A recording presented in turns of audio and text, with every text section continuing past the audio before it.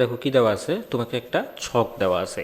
এই ছকে কি কি ইনফরমেশন দেওয়া, কোনো একটা গতিশীল বস্তুর সময় আর বেগের মান দেওয়া, যে কোন কোন সময়ে ওর বেগ কত কত ছিল। তাহলে ফার্স্টে এটা একটু অ্যানালাইসিস করে যাওয়া যাক।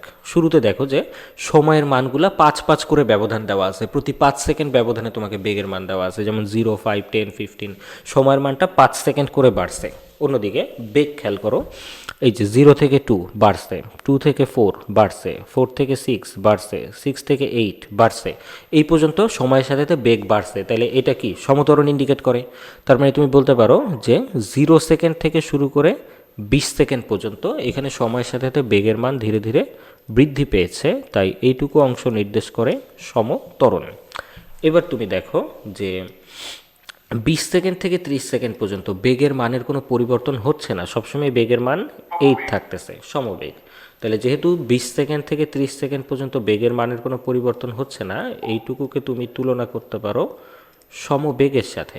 20 সেকেন্ড থেকে 30 সেকেন্ড পর্যন্ত ওর গতির টাইপ হচ্ছে সমবেগ। এবার দেখো 30 থেকে 40 সেকেন্ড পর্যন্ত 8, 6, 4 সময়ের সাথে সাথে আস্তে আস্তে কী হচ্ছে, কমে যাচ্ছে। তাই যেহেতু সময়ের সাথে সাথে বেগ হ্রাস পাচ্ছে, তাই 30 সেকেন্ড থেকে 40 সেকেন্ড পর্যন্ত এইটুকুকে তুমি ধরতে পারো হচ্ছে সমমন্দন হিসেবে, মানে এখানে ত্বরণটা হবে ঋণাত্মক। তোমাকে টোটাল কত অংশের গ্রাফ দেওয়া আছে, 0 থেকে 40 সেকেন্ড পর্যন্ত। এবার আসো হচ্ছে গ নাম্বার কোশ্চেনে। গ নাম্বার কোশ্চেনে তোমাকে কি বলেছে, তোমাকে বলেছে গাড়িটা 40 সেকেন্ডে মোট কত দূরত্ব অতিক্রম করবে। তাহলে ওর যে 40 সেকেন্ডের দূরত্ব, এইটুকু অংশ আমরা আসলে 3টা ভাগে ভাগ করে নিতে পারি। এই 40 সেকেন্ডের মধ্যেও 3 টাইপের গতি শো করছে, 3 টাইপের গতি ফলো করছে, সমত্বরণ, সমবেগ আর সমমন্দন। তাহলে ওর যে মোট সরণ, এটাকে প্রথমে আমরা 3টা পার্টে স্প্লিট করে নিই, S1 plus S2 plus S3, যেখানে S1 ইন্ডিকেট করবে সমত্বরণকে, S2 নির্দেশ করবে সমবেগকে, আর S3 নির্দেশ করবে সমমন্দনকে। তাহলে সমত্বরণে যখন যাচ্ছে, এটার জন্য বের করার ফর্মুলা আমরা অ্যাপ্লাই করি হচ্ছে U প্লাস V/2 ইন্টু টি। সমবেগে যখন যাচ্ছে তখন সরণ বের করার সূত্র আমরা অ্যাপ্লাই করি হচ্ছে VT। আবার সমত্বরণে যখন যাচ্ছে তখন সমমন্দনের সেম সূত্র actually U plus V/2 into t. সমত্বরণ আর সমমন্দনের সরণ বের করার সূত্র অ্যাকচুয়ালি একই। তাহলে ফার্স্টে আসো সমত্বরণের ক্ষেত্রে, মানে 0 সেকেন্ড থেকে 20 সেকেন্ড পর্যন্ত। এখানে দেখো আদিবেগ ছিল 0, না না না মাইনাস হওয়ার কথা না, মাইনাস হওয়ার কথা যদি কোথাও এ থাকে, এখানে তো এ নাই কোথাও, তাই মাইনাস হওয়ার কথা না, ঠিক আছে। এই দুটো সূত্র সেম, আমি তোমাকে পরে প্রুফ করে দেখাবো।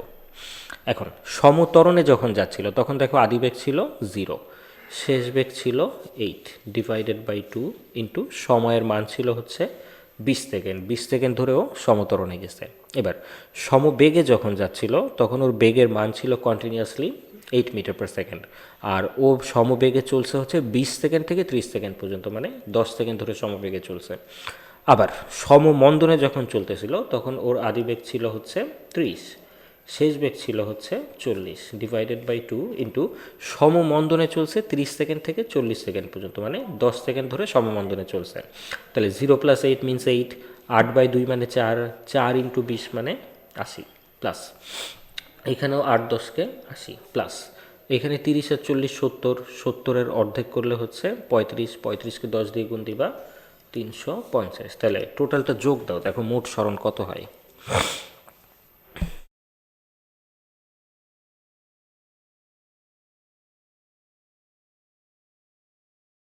কত? আচ্ছা 510 মিটার। তাহলে ওর 3টা অংশের মোট অতিক্রান্ত দূরত্ব হচ্ছে 510 মিটার। প্রথম 40 সেকেন্ডে অতিক্রান্ত সংখ্যাগুলা, হ্যাঁ বলে দিব। এই দেখো যখন সমত্বরণে যাচ্ছিল তখন আদিবেগ কত ছিল, 0, তাই দেখো U0 বসাইছি। শেষ বেগ কত ছিল, 8, তাই V এর মান 8 বসাইছি। আর সময়ের মান হচ্ছে দেখো 0 থেকে 20 সেকেন্ড পর্যন্ত, তাই 20 সেকেন্ড বসাইছি। আবার সমবেগে যখন যাচ্ছিল তখন দেখো বেগের মান সবসময়ই 8 ছিল, তাই V বসাইছি 8।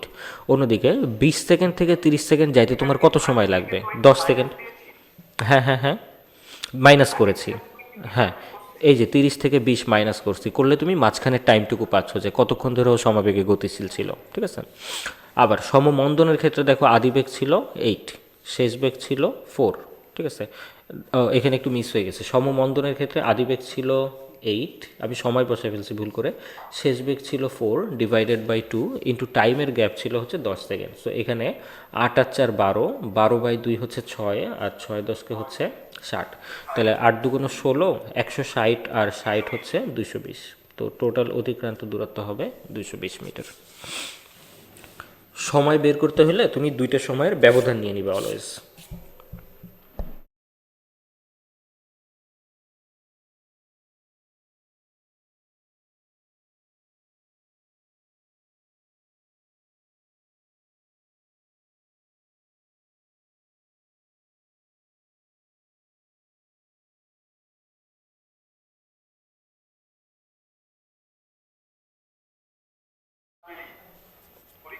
কোন পরীক্ষায়? বোর্ডে?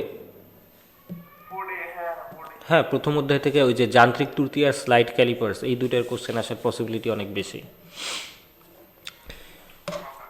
আচ্ছা, তোলা হয়েছে এটা?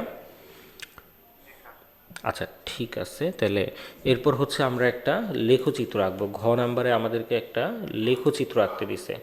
কীরকম লেখচিত্র?